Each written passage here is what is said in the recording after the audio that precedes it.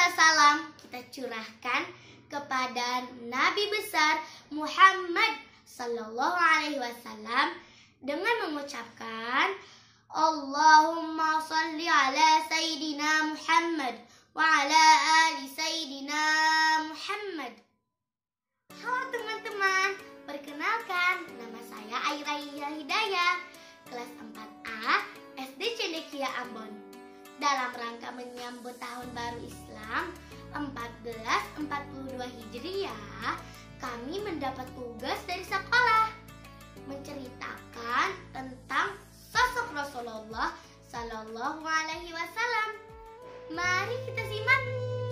Bicara tentang Muharram, tak terlepas dari sejarah hijrah Nabi Muhammad Sallallahu Alaihi Wasallam dari kota Mekah ke kota Madinah. Sebelum kita memulai cerita tentang sosok Rasulullah, tahukah kalian sejarah tahun baru Islam bermula ketika umat Islam mengalami kesulitan dalam menentukan tahun. Para sahabat Nabi seperti Utsman bin Affan, Umar bin Khattab, Ali bin Abi Thalib, dan Thalha bin Ubaidillah berkumpul. Para sahabat Nabi tersebut mengusulkan menentukan kalender Hijriah. Kemudian Ali bin Abi Thalib mengusulkan agar kalender Hijriahnya dimulai dari peristiwa hijrah Nabi Muhammad SAW. Maka sejak saat itu tahun baru Islam jatuh setiap tanggal 1 Muharram. Teman-temanku tersayang, mari sama-sama kita simak cerita hijrahnya Nabi Muhammad SAW bersama para sahabat dari Mekah ke Madinah. Perseteruan antara kaum kafir Quraisy dan kaum muslimin masih berlanjut pada waktu itu. Di saat yang sama, Abu Thalib, perlindung Rasulullah SAW, wafat. Rasulullah SAW sangat sedih. Kaum kafir tiada hentinya mengincar Rasulullah SAW untuk membunuh baginda Nabi. Kemudian malaikat Jibril turun dengan menyampaikan firman Allah Subhanahu wa taala. Jibril berkata, "Ya Rasulullah, janganlah Anda tidur di atas tempat tidur Anda yang biasa. Sesungguhnya Allah telah memerintahkan Anda berangkat hijrah ke Madinah." Dan teman hijrah beliau adalah Abu Bakar As-Siddiq. Malam pun tiba. Rasulullah SAW telah bersiap-siap. Beliau meminta Ali bin Abi Thalib untuk tidur di atas tempat tidur beliau dan menggunakan selimut yang biasa beliau kenakan. Kemudian datanglah para pembunuh. Mereka adalah para pemuda yang kekar dan berasal dari berbagai kabilah. Jumlah mereka semuanya hampir 100 orang. Tapi mereka tidak menemukan Rasulullah SAW karena yang tidur di tempat tidur Rasulullah adalah Ali bin Abi Thalib.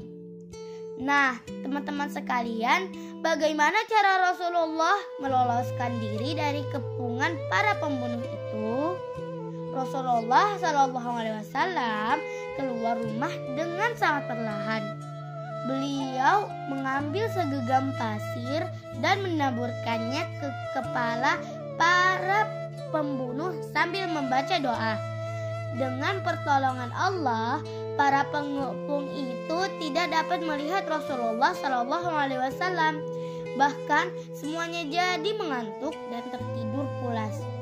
Lama kemudian Abu Bakar datang dan menyusul Rasulullah dan berhasil menemui beliau di tengah perjalanan menuju Gua Thur. Teman-teman sekalian, saat itu Rasulullah berjalan dengan kaki telanjang. Akibatnya kaki Rasulullah dipenuhi luka. Demikian juga Abu Bakar yang digigit ular ketika berada di Gua Thur. Sementara di Mekah, kaum musyrikin Quraisy tampak panik. Mereka kerahkan pasukan berkuda untuk mencari Rasulullah. Ketika mereka mencari Rasulullah, mereka menemukan jejak mencurigakan. Kemudian satu kelompok pasukan berkuda mengikuti jejak itu sampai tiba di kaki Gua Sur. Namun di situ jejak kaki terputus. Mereka kebingungan. Sementara itu beberapa pemuda naik dan melongok-longok ke mulut goa. Jantung Abu Bakar hampir lepas. Ya Rasulullah, kalau ada yang menengok ke bawah, pasti kita akan terlihat. Rasulullah SAW bersabda, jangan takut Abu Bakar, sesungguhnya Allah bersama kita. Maka pemuda itu turun dan kembali ke pasukannya. Mereka tidak bisa masuk ke dalam gua karena gua tersebut tertutup dengan sarang laba-laba. 3 hari 3 malam lamanya Rasulullah SAW dan Abu Bakar tinggal di Gua Sur. Selama 3 hari itu juga musyrikin Quraisy kelabakan. Abdullah bin Abu Bakar bertugas untuk mengintai para musyrikin, sementara Asma binti Abu Bakar setiap sore selalu mengantarkan makanan bersama Abdullah. Mereka adalah anak-anak Abu Bakar. Amir bin Furairah yang ditugaskan Abu Bakar untuk menggembalakan kambing di luar Gua Sur selalu memerah susu kambing dan diberikan kepada Rasulullah SAW dan sahabatnya Abu Bakar. Kaum musyrikin Quraisy membuat sebuah pengumuman. Siapapun yang dapat menemukan Muhammad dan membawanya sampai ke Mekah akan mendapat hadiah 100 ekor unta. Dengan cepat, berita itu menyebar sampai ke dusun-dusun yang jauh. Suraqah bin Malik, kepala kabilah Bani Mudlij, turut mendengar berita itu. Suraqah pun memburu Rasulullah. Setelah 3 hari, kepanikan di Mekah sudah agak mereda. Saat itu Rasulullah SAW dan Abu Bakar berangkat ke Madinah. Mereka diiringi Abdullah bin Uraiqid, seorang petunjuk jalan yang saat itu masih kafir. Dengan cerdik, Rasulullah SAW memilih jalan yang sulit dan tidak bisa dilalui orang. Beliau memilih jalan memutar ke tepi laut. Mereka berjalan sepanjang malam dan siang tanpa menlelah. Teman-teman tersayang, Suraqah bin Malik yang mengajar Rasulullah SAW mengikuti dari belakang rombongan Rasulullah SAW.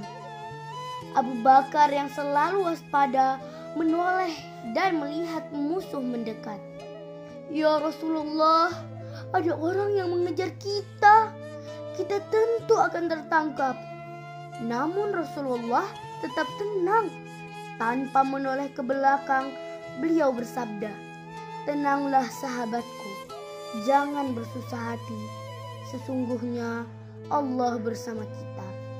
Kemudian Rasulullah berdoa, ya Allah, cukupkanlah kami akan dia Suraqah sekehendak Engkau.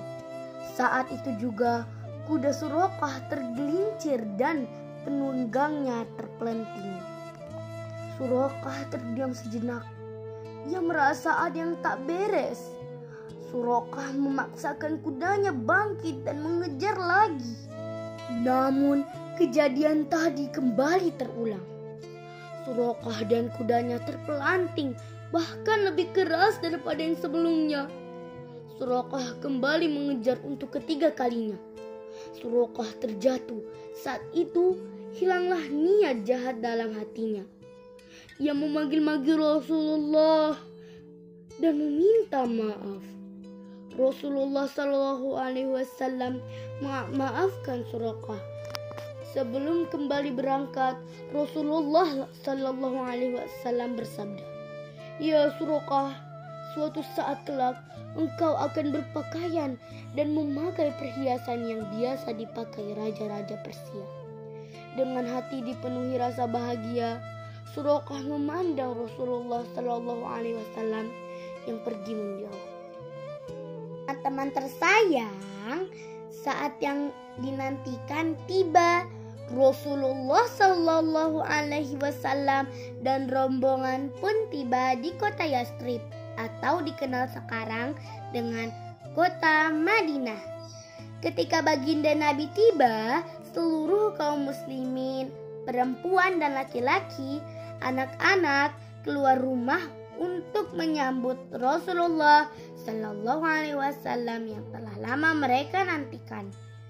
Anak-anak lelaki ramai-ramai berbaris di jalan seraya bersorak, "Telah datang Muhammad, telah datang Rasulullah, ya Muhammad, ya Rasulullah." Para pemuda dan laki-laki dewasa menghunus pedang dan tombak sebagai tanda siap mati membela Rasulullah Sallallahu Alaihi Wasallam. Kaum muslimin yang mengiringi Rasulullah Sallallahu Alaihi Wasallam dari Quba berseru bersama, "Telah datang Nabi Allah, telah datang Nabi Allah, telah datang Nabi Allah." Sementara itu, anak-anak perempuan naik ke atas rumah seraya bersama membaca syair, "Kami anak-anak perempuan keturunan Najjar, hai orang yang dicintai bertetangga dengan Nabi Muhammad." Mendengar sambutan yang hangat dan penuh kasih sayang itu, Rasulullah Sallallahu Alaihi Wasallam bertanya, "Apakah kalian semua cinta padaku?" "Ya, sudah tentu ya Rasulullah," jawab semuanya. Dengan hati bergetar penuh kasih, Rasulullah Sallallahu Alaihi Wasallam bersabda, "Allah mengetahui bahwa hatiku sangat mencintai kalian semua." Ada yang menangis, ada juga yang tersenyum saat mendengar pernyataan cinta dari Rasulullah Sallallahu Alaihi Wasallam yang begitu mulia, yang begitu mereka cintai dan begitu mereka rindukan. Maka rebana-rebana pun berbunyi menyambut kedatangan Rasulullah Sallallahu Alaihi Wasallam.